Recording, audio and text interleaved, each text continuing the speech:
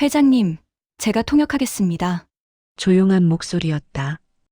회의실에 있던 모든 시선이 한 곳으로 쏠렸다.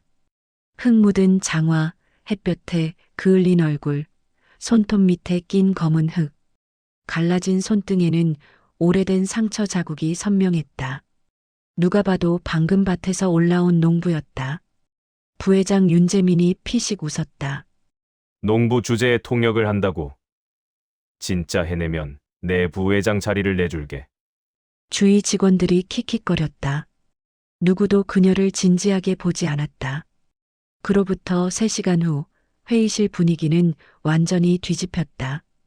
그 농부의 입에서 완벽한 비즈니스 독일어가 쏟아져 나왔기 때문이다.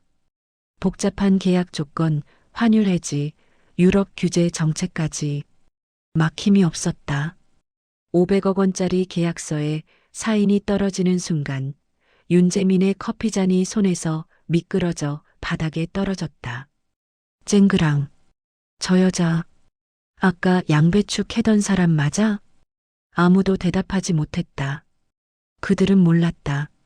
저 흙 묻은 손이 한때 2조 원대 계약을 성사시켰다는 것을, 하버드 MBA 복도를 걸었다는 것을, 그리고 그녀가 모든 것을 버리고 농부가 된 이유를. 이 놀라운 반전의 전체 이야기가 궁금하시다면 지금 구독 버튼을 눌러주세요. 평범해 보이는 사람들의 숨겨진 이야기를 매일 전해드립니다.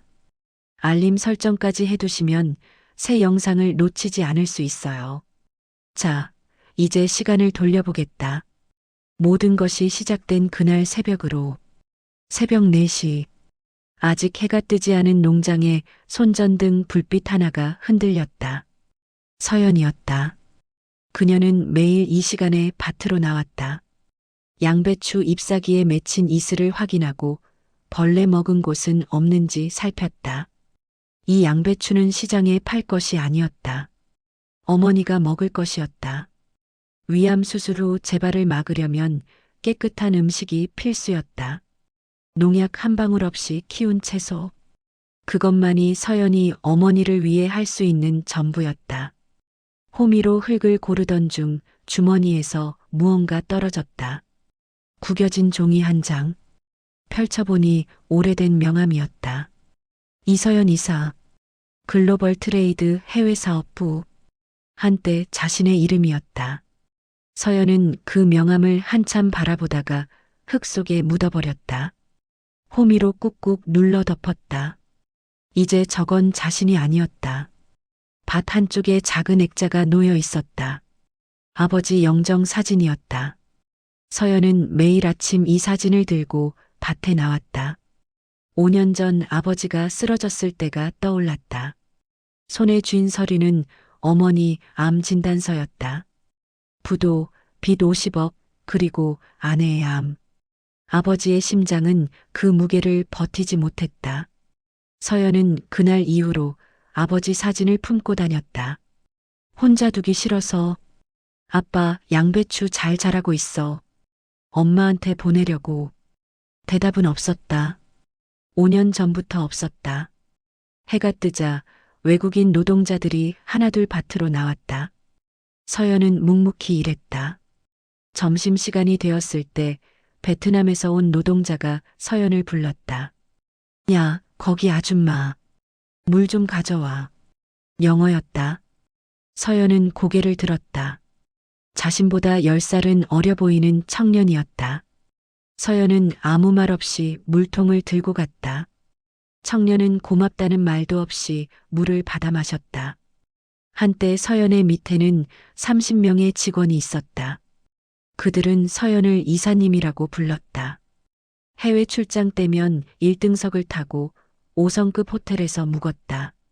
지금은 이름도 모르는 청년에게 아줌마 소리를 들었다. 서연은 웃지도 화내지도 않았다. 그냥 다시 밭으로 돌아갔다. 저녁이 되어 숙소로 돌아왔을 때 휴대폰에 문자가 와 있었다.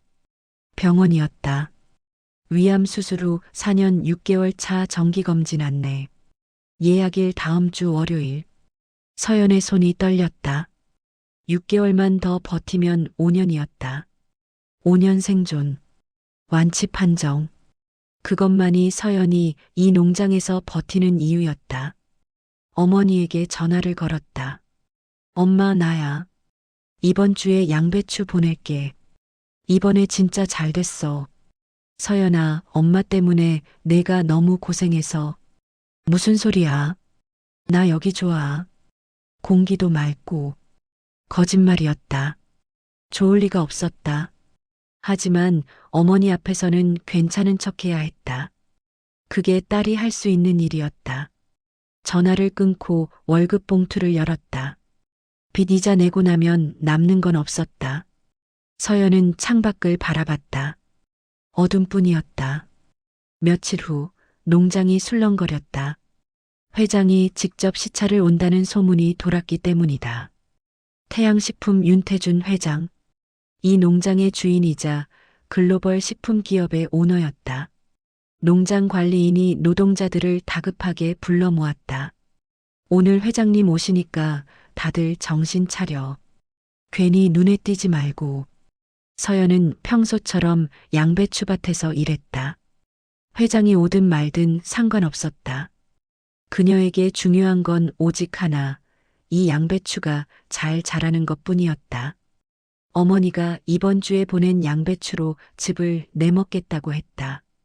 잘 익은 것만 골라야 했다. 점심 무렵 검은색 승용차 세대가 농장에 들어섰다.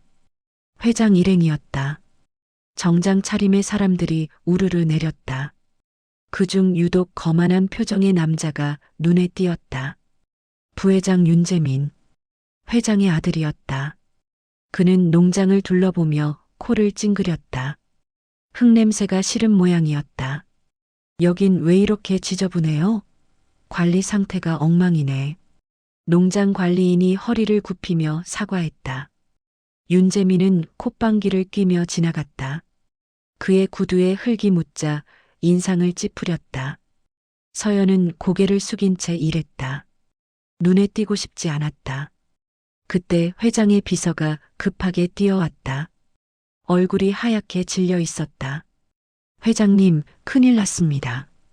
독일 바이어가 3시간 후에 도착하는데 통역사가 교통사고로 병원에 실려갔습니다.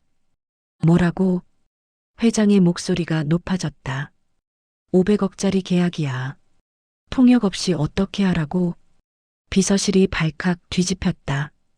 전화기를 붙잡고 여기저기 연락했지만 3시간 안에 올 수 있는 독일어 통역사는 없었다.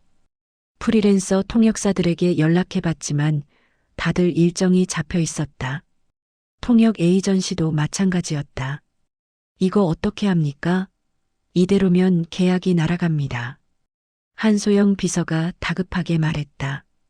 회장의 얼굴이 점점 붉어졌다. 서연은 그 소란을 멀찍이서 지켜봤다. 본능적으로 몸이 반응했다. 독일어.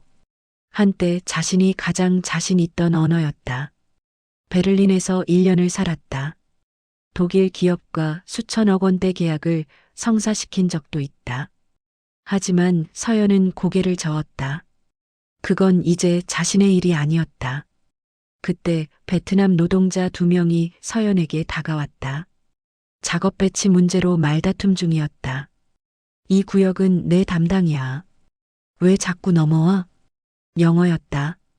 서연이 조용히 끼어들었다. 2 구역 경계가 저 말뚝이야. 여기서부터는 내 쪽이 맞아. 자연스러운 영어였다. 중국에서 온 노동자도 끼어들었다.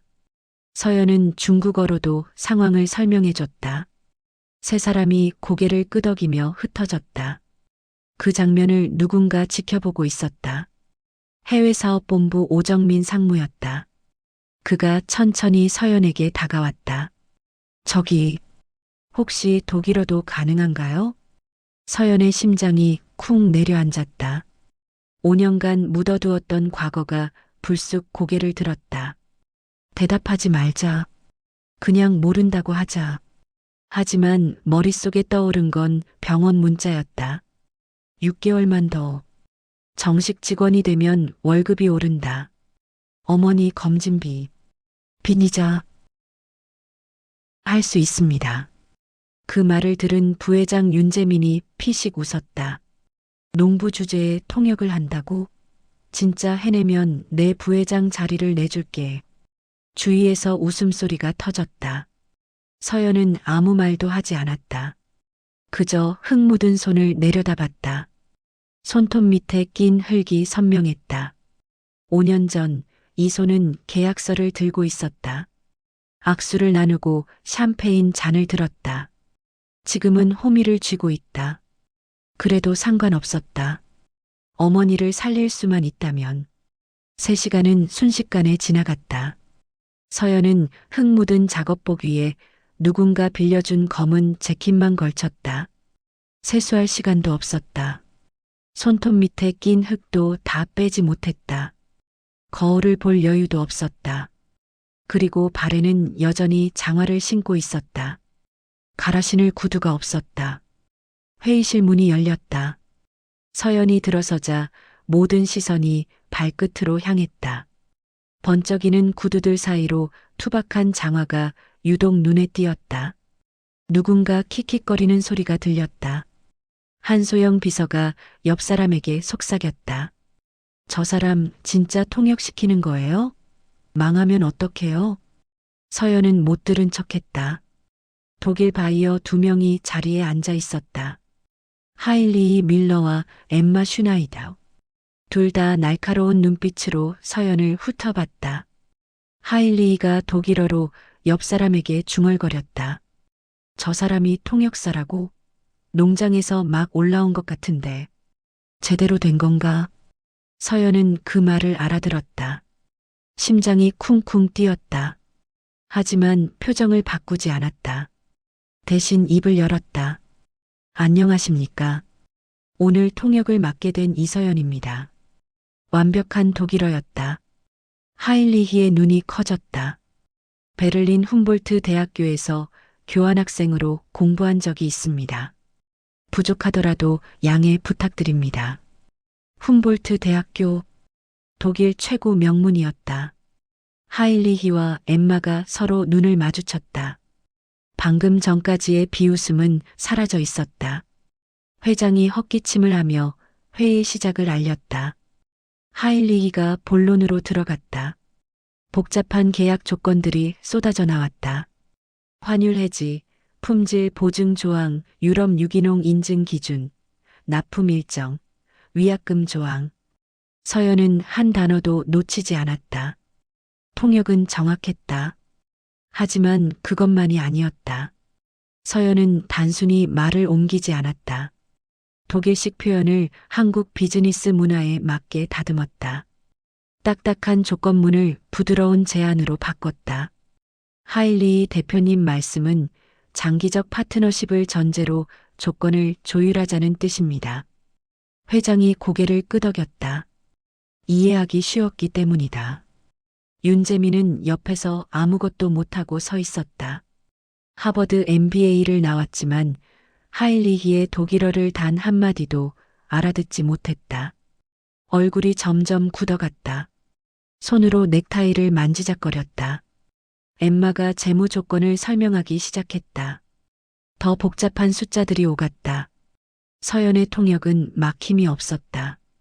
오히려 숫자 사이의 숨은 의도까지 짚어냈다. 엠마 이사님은 초기 투자 리스크를 우려하고 계십니다. 첫 거래 물량을 조금 줄이는 대신 성과에 따라 확대하는 방식을 선호하시는 것 같습니다. 회장이 서연을 바라봤다. 이상한 눈빛이었다. 놀라움과 의심이 뒤섞여 있었다. 농부라고 했는데 이건 단순한 통역 실력이 아니었다. 하일리히도 마찬가지였다. 그가 독일어로 엠마에게 속삭였다.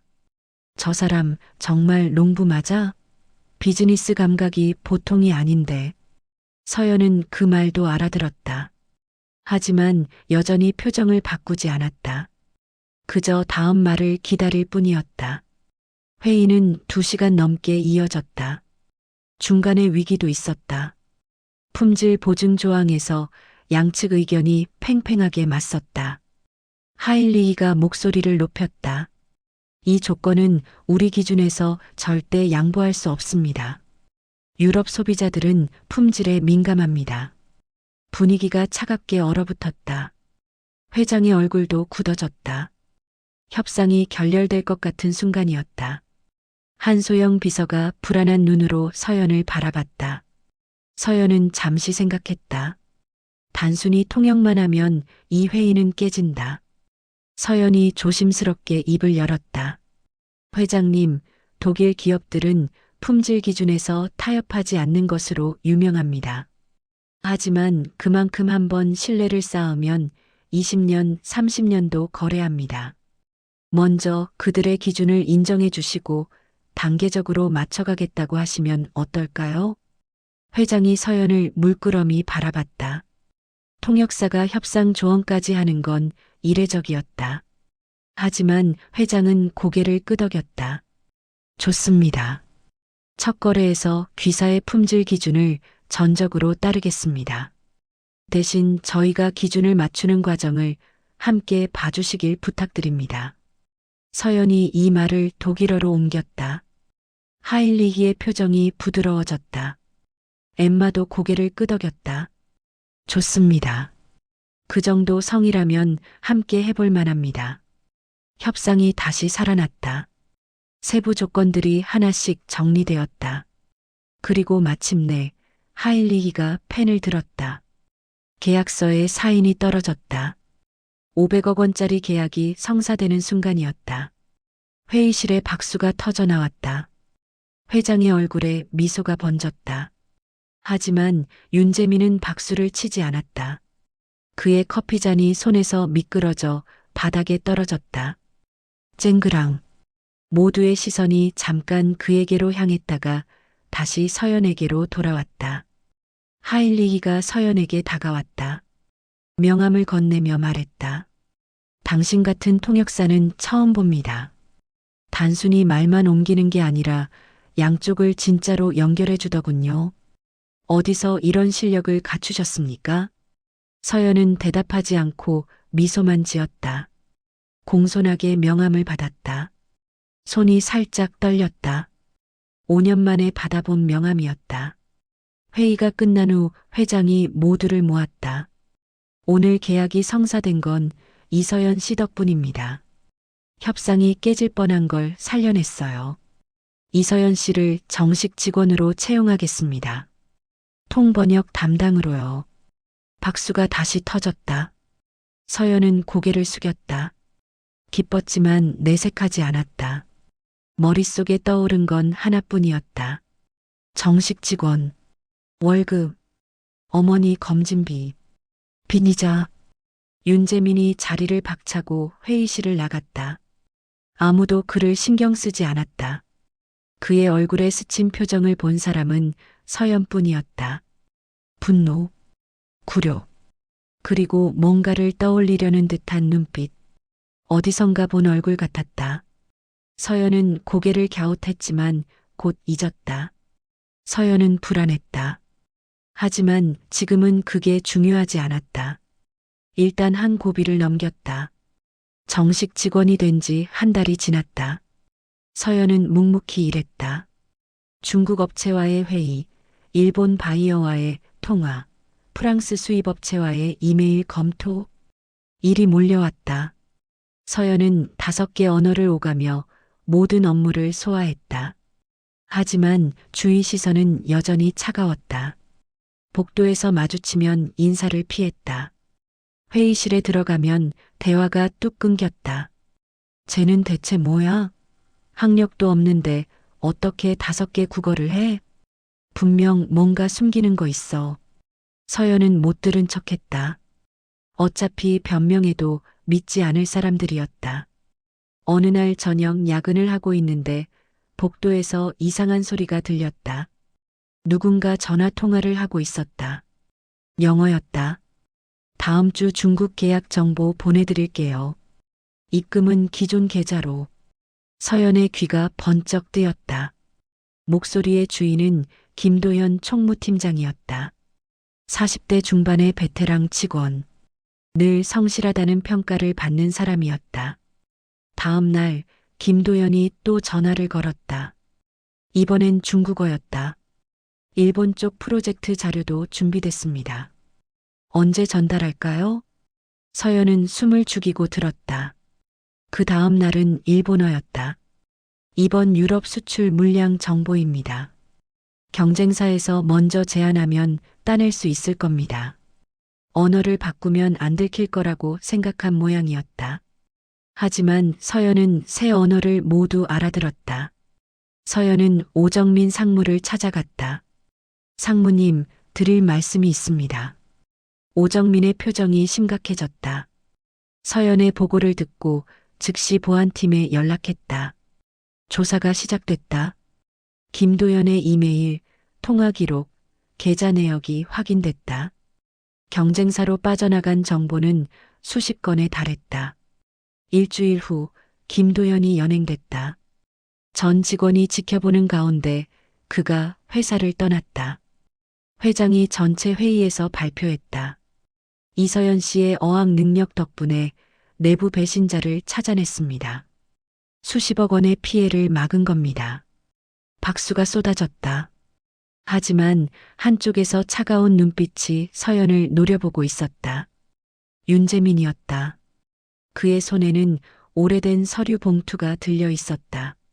그로부터 일주일 후 긴급 전체 회의가 소집됐다. 회장의 얼굴이 굳어 있었다. 일본 합작 투자 기밀이 유출되었습니다. 보안팀 조사 결과 이서연 씨 컴퓨터에서 증거가 발견되었습니다. 서연의 머릿속이 하얘졌다. 한소영 비서가 차갑게 말했다. 이메일 발송 기록, IP 주소까지 확인됐습니다. 변명의 여지가 없네요. 저는 절대 그런 적 없습니다. 서연의 목소리가 떨렸다. 하지만 아무도 듣지 않았다. 그러게 농부가 갑자기 저 자리에 어떻게 올라갔겠어. 처음부터 스파이였던 거 아니야? 윤재민이 비웃었다. 농부 주제에 사기까지 쳤군요. 회장이 한숨을 쉬며 말했다. 이서연 씨, 오늘부로 해고입니다. 서연은 오정민 상무를 바라봤다. 하지만 그는 고개를 돌렸다. 미안해요. 나도 어쩔 수 없어요. 빈 회의실에 혼자 남았다. 서연이 주저앉았다. 주머니에서 아버지 사진이 떨어졌다. 아빠, 나 어떡해? 휴대폰이 울렸다. 병원이었다. 보호자분, 다음 주 검진 비용 미입금 시 예약이 취소됩니다. 5년차 최종 검진. 이번만 통과하면 완치 판정이었다. 그런데 해고당했으니 검진비도 없었다. 어머니에게 전화가 왔다. 서연아, 다음 주 검진이야. 별일 없지? 응, 엄마. 걱정 마. 전화를 끊고 서연은 무너졌다. 5년이야. 5년을 버텼는데 눈물이 쏟아졌다. 그날 밤 오정민 상무는 잠을 이루지 못했다. 서연을 외면한 자신이 비겁하게 느껴졌다. 문득 10년 전 업계에서 떠돌던 이름이 떠올랐다. 글로벌 트레이드의 천재 통역사 이서연. 오정민이 보안팀 CCTV를 다시 확인했다. 그리고 발견했다. 야간에 한소영이 서연의 컴퓨터에 USB를 꽂고 무언가를 씹는 장면. 다음 날 긴급 이사회. 오정민이 증거를 제시했다. 한소영의 조작 영상, 그리고 한소영과 윤재민의 통화 녹취록. 서연이 그 여자 확실해요. 오빠를 탈락시킨 그 면접관. 반드시 쫓아내야 해. 내 손으로 복수할 거야. 회장의 얼굴이 창백해졌다. 재민아, 이게 사실이냐? 윤재민이 버럭 소리쳤다. 10년 전에 저를 탈락시킨 면접관이에요. 고작 신입 주제에 저한테 기본기가 부족하다고 했어요.